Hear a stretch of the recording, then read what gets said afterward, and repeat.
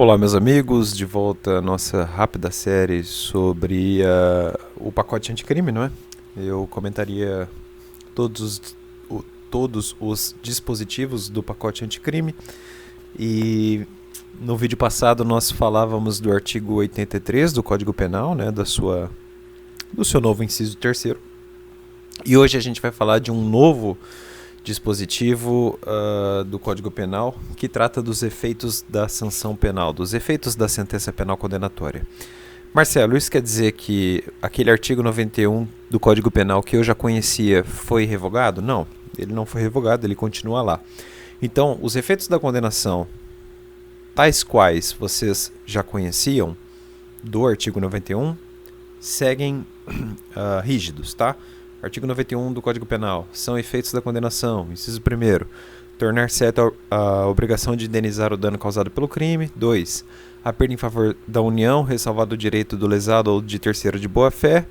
Letra A. Dos instrumentos do crime, etc, etc. Letra B. Do produto do crime ou de qualquer valor ou bem ou valor que constitua proveito oferido pela gente com a prática do fato criminoso. Isso aí tá lá, continua lá, ninguém mexeu nisto.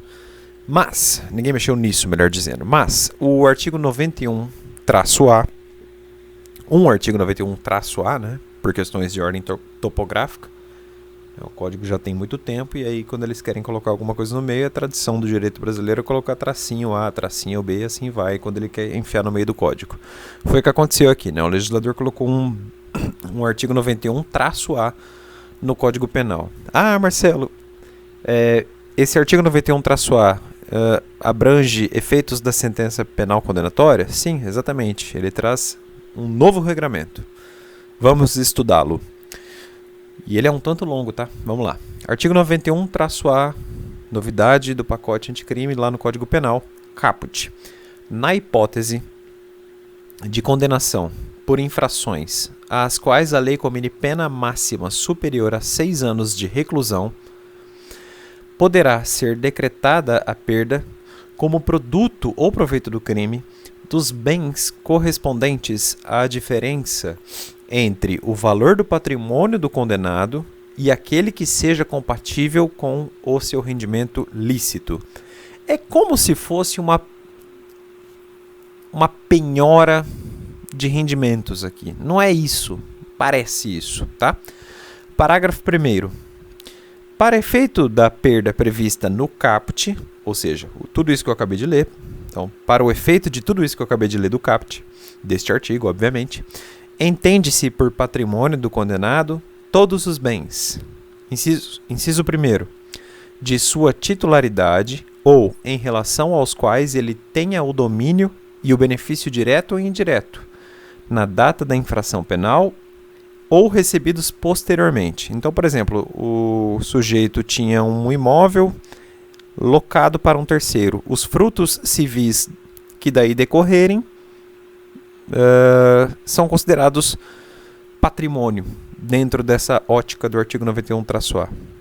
Aqui eu acho que o legislador disse o óbvio, né? O conceito de patrimônio todo mundo já sabe em sede de direito, mas ele quis deixar as coisas mais claras.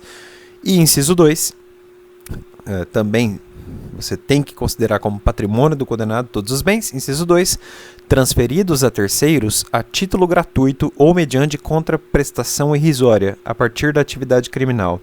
Basicamente aqui a gente tem o legislador criou uma fraude contra credores, talvez, uma ineficácia de uma alienação gratuita ou irrisória. Talvez seja o caso, né? Então ele retira a eficácia do ato, trazendo-o para este efeito penal condenatório. Uma novidade muito interessante. Está aí algo para que os processualistas estudem. Parágrafo 2º. O condenado poderá demonstrar a inexistência da incompatibilidade ou a procedência lícita do patrimônio. Contraditório e ampla defesa, obviamente. Parágrafo 3º. A perda prevista neste artigo deverá ser requerida expressamente pelo Ministério Público por ocasião do oferecimento da denúncia, com indicação da diferença apurada. Creio que o legislador está a deixar claro aqui que o juiz não pode agir de ofício quanto a este efeito penal condenatório do artigo 91-A. Este efeito tem de ser pleiteado expressamente pelo autor da ação penal pública, que é o Ministério Público. Parágrafo 4º. Na sentença condenatória, o juiz deve declarar o valor da diferença apurada e especificar os bens cuja perda for decretada, desde que ele tenha sido provocado na esteira do artigo do parágrafo 3º que eu acabei de ler aqui, não é? Parágrafo 5º, o último deles. Os instrumentos utilizados para a prática de crimes por organizações criminosas e milícias deverão ser declarados perdidos em favor da União ou do Estado, dependendo da justiça onde tramita a ação penal, ou seja, Justiça Federal vai para a União, Justiça Estadual vai para o Estado respectivo, né? Ainda que não ponham em perigo a segurança das pessoas, a moral ou a ordem pública, nem ofereçam sério risco de ser utilizados para o cometimento de novos crimes. Eu acho que esse parágrafo 5º está um pouco deslocado de contexto. Eu, como legislador aqui, teria feito um artigo 91-B. Então, quem tiver um vade-mecum novo e atualizado aí, passa uma barra aí entre o parágrafo 4º e o parágrafo 5º do 91-A, porque o parágrafo 5º ele já traz uma nova hipótese, né? E, aparentemente, este parágrafo 5º aí não pressupõe necessariamente a provocação do Ministério Público. Porque olha só o que ele fala. Os instrumentos tararitarará deverão ser declarados perdidos. Então, o juiz oficiosamente fará a declaração. Declaro a perda tararitarará, desde que presentes os requisitos aí do parágrafo 5º. Por isso que eu achei que ele ficou fora de contexto. Era melhor fazer um artigo 91-B, né? Fazer um novo caput, separar, dar uma limpada na redação, né? O Brasil insiste ainda em fazer leis truncadas, né? É coisa de brasileiro isso, fazer artigo vitaminado demais. Artigo, parágrafo, inciso, a linha e assim vai. Mas terminamos aqui então o artigo 91-A do Código Penal, até que não foi tão demorado, né? A análise foi um tanto rápida. O que mais me chamou a atenção aqui mesmo foi este inciso 2º do parágrafo 1º do artigo 91-A, né? Acho que é um assunto interessante aí para que vocês estudem. É isso, pessoal. Um abraço forte. Eu volto no próximo vídeo para falar das novidades no artigo 116 do Código Penal. Até mais.